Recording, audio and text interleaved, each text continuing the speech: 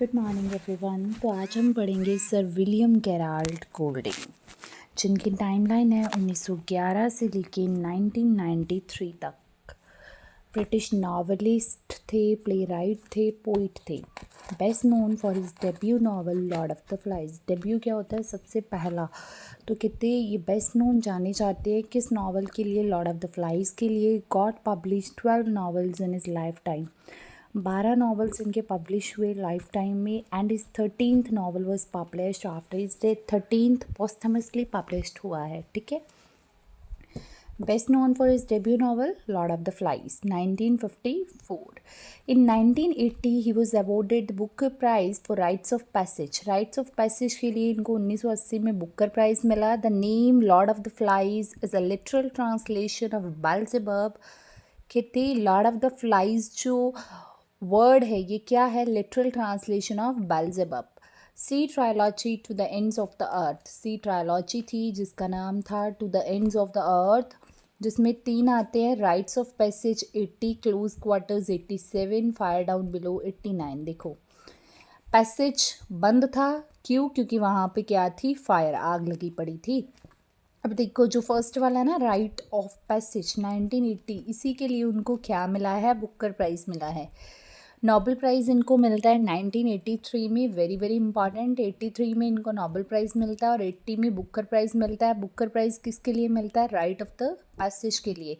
During world war second Golding joined royal navy. World war के दौरान, दूसरे विश्व युद्ध के दौरान इन्होंने नेवी, रॉयल नेवी को ज्वाइन करा था।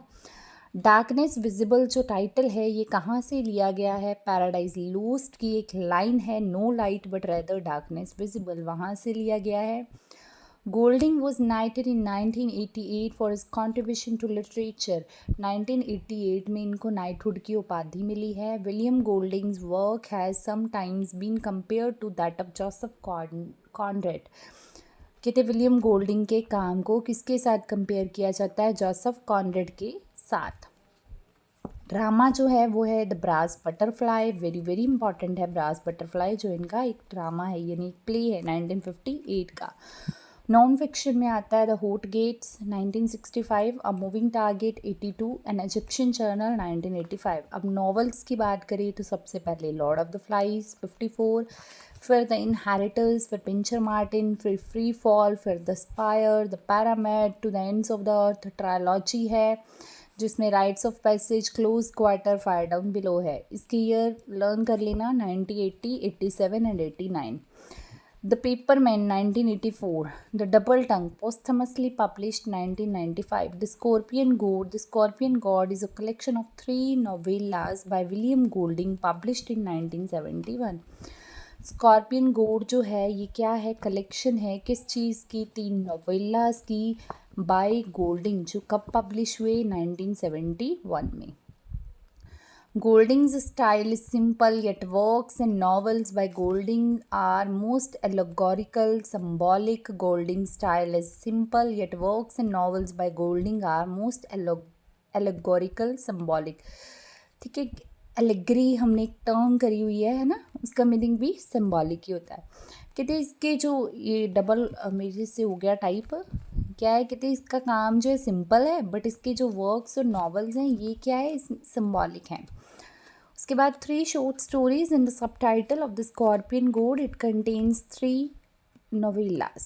ठीक है, 3 शॉर्ट स्टोरीज है, is the sub title of the Scorpion God.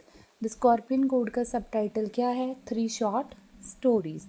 इसमें क्या आते हैं? 3 novellas। Golding adapted envoy extraordinary 1956 novella, एक इसका ना 1956 में नोवेला आया था, कौन सा? Envoy extra ordinary. तो इसको क्या करा इसने? प्ले में कन्वर्ट कर दिया। कौन सा था वो? The brass butterfly. The hot gates by William Golding is a collection of essays. Hot gates क्या है? एसे की कलेक्शन है, ठीक है। यही कुछ मेरे को इम्पोर्टेंट लगा विलियम गोल्डिंग में। ये अगर आप पूछो कि स्टोरी किस किस की करनी है तो लॉर्ड ऑफ द फ्लाइज की करनी है, ठीक है। This is a very very important. I hope आपको विलियम गोल्डिंग समझ आ गया होगा। Thank you so very much.